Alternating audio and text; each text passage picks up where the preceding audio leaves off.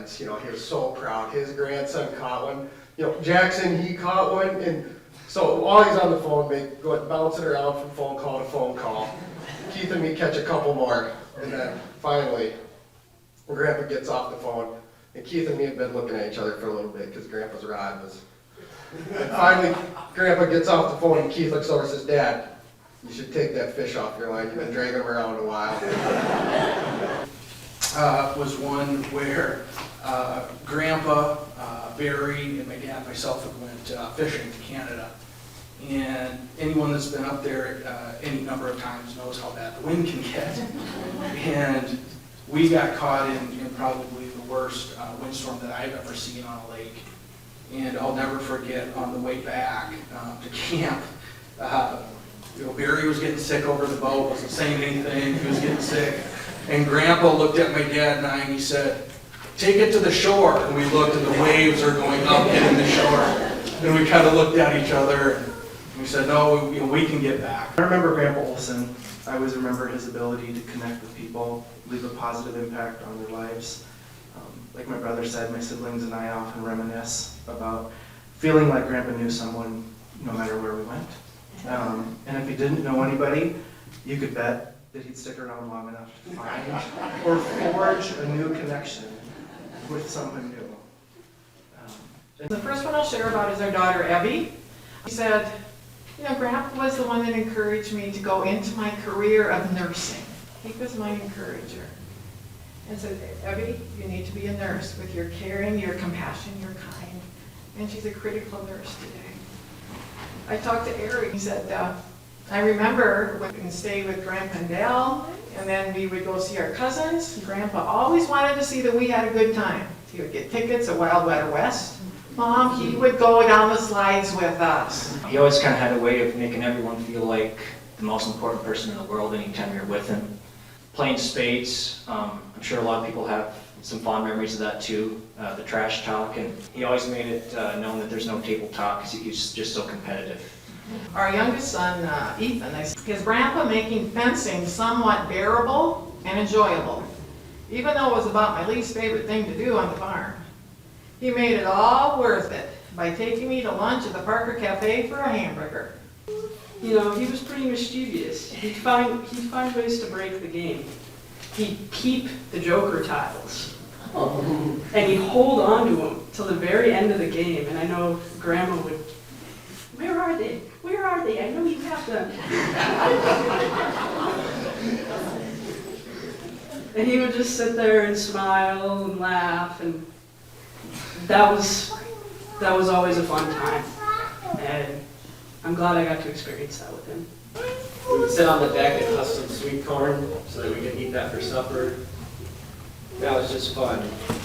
But all the fun times we did have together, one thing he was always serious about was his faith. And I'm really grateful for the legacy he's left behind on the generations of that faith in our lives, that we can look to him and have that example.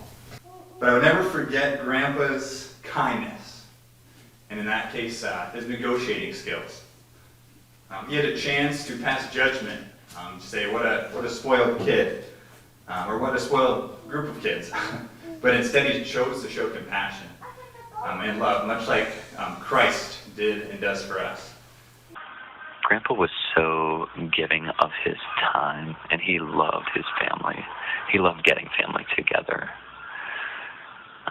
Some of my most cherished times in my childhood are the times of family campouts and birthday parties. And some of my favorite memories of Grandpa were seeing him in the stands, my baseball games, basketball games, or even church plays. After every event or game, he was so supportive, come up to me. He would congratulate me, say, "Good game, great job."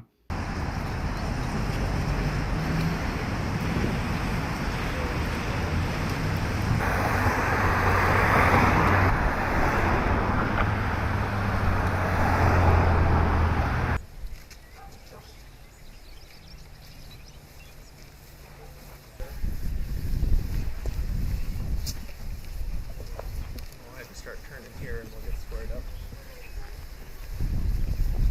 My grandpa was so special to me, and I like to think that we were quite the duo back those days. He often put together my mix-matched outfits, was my first classroom student, or was showing me what hard work on the farm was all about. I'm so blessed to say that I am a farmer's daughter and a farmer's granddaughter. Grandpa was one of the most caring and kind-hearted people that you could ever meet. He would always use his backhoe to help family and friends. But most of all, I remember him as always making me eat my food at every meal. Because if I didn't, he told me I would just blow away in the wind. I never got to meet my mom's side, so I never really had a grandma or grandpa on my mom's side. So, in a way, it was like Harlan was my new grandpa, and it really helped me cope with that. I think of him as an amazing man, and definitely as a grandpa. For us in the millennial or Generation Y, we really have the gift of having had grandparents and parents without phones in the world. And so we will probably be the last generation that can say that. And for Grandpa, I really think such a big part of the impact that he had on us was because when he was with us, he was fully present. And our dear Grandpa Harlan, he knew he was a sinner. Though he was a wonderful man, he knew he did not have a perfect slate before God. And Grandpa trusted in Christ. We have great hope that we will see Grandpa again. Not because of how good he was, but because he clung to the cross. There is a time for everything. A time to be born and a time to die. A time to plant and a time to uproot. A time to tear down and a time to build. A time to weep and a time to laugh.